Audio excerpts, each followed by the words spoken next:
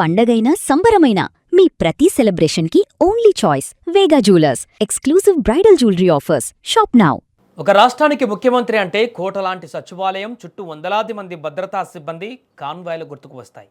కానీ ఆ ముఖ్యమంత్రి ప్రోటోకాల్స్ పక్కన పెట్టి ఒక పేద కల్లుగీత కార్మికుడి గుడారానికి వెళ్తే, ఆ కుటుంబంతో కలిసి మంచం మీద కూర్చొని ముచ్చటిస్తే, ఆ కార్మికుడి మనవడిని ఆప్యాయంగా ముద్దాడి తాటి చెట్టుపై నుంచి దించిన తాజా కళ్ళు రుచి చూస్తే, కాకినాడ జిల్లా తుని నియోజకవర్గంలో సరిగ్గా ఇదే సీన్ రిపీట్ అయ్యింది. ముఖ్యమంత్రి నారా చంద్రబాబు నాయుడు చామవరం గ్రామంలో నిర్వహించిన పేదల సేవలో కార్యక్రమంలో పాల్గొని కల్లుగీత కార్మికుడు సింహాచలం ఇంటికి వెళ్లిన తీరు ఇప్పుడు రాష్ట్ర వ్యాప్తంగా హాట్ టాపిక్గా మారింది. కాకినాడ జిల్లా తుని నియోజకవర్గంలోని చామవరం గ్రామంలో ఒక అద్భుతమైన ఘట్టానికి వేదికైంది. ముఖ్యమంత్రి చంద్రబాబు నాయుడు గ్రామంలో పర్యటిస్తూ స్థానిక కల్లుగీత కార్మికుడు సింహాచలం నివాసానికి చేరుకున్నారు. ముఖ్యమంత్రిని తమ ఇంటి గడపపై చూసినటువంటి సింహాచలం కుటుంబ సభ్యుల ఆనందానికి అవధులు లేవు. ఈ సందర్భంగా ఎన్టీఆర్ భరోసా పథకం లబ్ధిదారుడైనటువంటి సింహాచలానికి ముఖ్యమంత్రి స్వయంగా 4,000 పింఛన్ సొమ్మును చేతుల్లో పెట్టారు. నాడు జన్మభూమి నేడు పేదల సేవలో అంటూ ప్రభుత్వం లబ్ధిదారుల ఇళ్ల వద్దకే వచ్చి పింఛన్లు ఇస్తున్న విధానంలో భాగంగా సీఎం స్వయంగా ఈ పింఛను అందించడం విశేషం. డబ్బులు చేతికి అందుకున్న సింహాచలం కళ్ళల్లో ఊహించని నమ్మకం, సంతోషం కనిపించాయి. ఇక పింఛను ఇవ్వడమే కాదు, ఒక కుటుంబ పెద్దల ఆ ఇంట్లో అందరినీ పలకరించారు చంద్రబాబు. సింహాచలం కుటుంబ యోగక్షేమాలను ఆరా తీశారు. ఇల్లు ఎలా నడుస్తుంది, పిల్లలు ఏం చదువుకుంటున్నారు అంటూ ఆత్మీయంగా అడిగి తెలుసుకున్నారు. ఈ క్రమంలోనే పక్కనే ఉన్న సింహాచలం మనవడిని ముఖ్యమంత్రి ఎంతో ఆప్యాయంగా దగ్గరకు తీసుకొని ముద్దాడారు. ఒక సామాన్య కుటుంబంతో ముఖ్యమంత్రి అంతలా కలిసిపోవడం చూసి స్థానికులు ఆశ్చర్యపోయారు. ఈ ఆత్మీయ సంభాషణ కేవలం మాటలకే పరిమితం కాలేదు, కష్టాల్లో ఉన్న పేదవాడికి రాష్ట్ర ప్రభుత్వ పెద్ద నేనున్నాననే నమ్మకాన్ని కల్పించేలా సాగింది. ఇప్పుడు ఏం కావాలంటే ఇల్లు కావాలంటే ఇల్లు కట్టి పెట్టాలి సార్. ఓకే. ఎంతమంది పిల్లలు? నాకు ముగ్గురు, ఒక మొగుడిని నీతో ఉండేవాళ్ళు ఎవరున్నారు? బాబు ఉన్నాడా? బాబు ఉన్నారు సార్. బాబు ఒకడు ఉన్నాడు. మీరేమన్నా ఆలోచించారమ్మా మీరు సెటిల్ కావడానికి?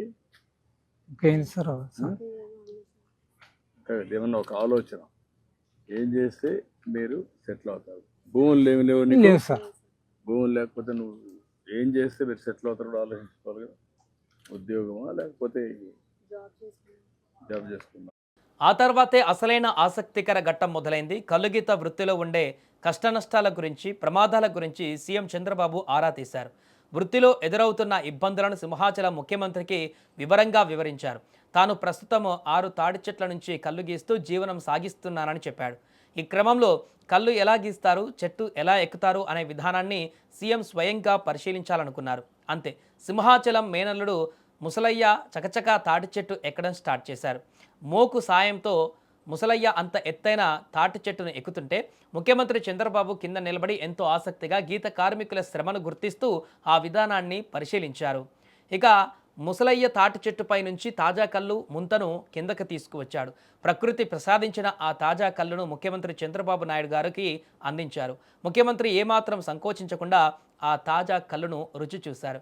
ఓ ముఖ్యమంత్రి స్థాయి వ్యక్తి క్షేత్రస్థాయికి వచ్చి కార్మికుడి శ్రమను గౌరవిస్తూ వారు తీసిన కళ్ళును రుచి చూడడం అనేది గీత కార్మికులలో ఒక కొత్త ఉత్సాహాన్ని నింపింది. ఈ వృత్తిపై ఆధారపడిన లక్షలాది మంది కార్మికులకు ప్రభుత్వం ఎల్లప్పుడూ అండగా ఉంటుందనే బలమైన సంకేతాన్ని ఈ ఘటన ద్వారా చంద్రబాబు పంపించారు.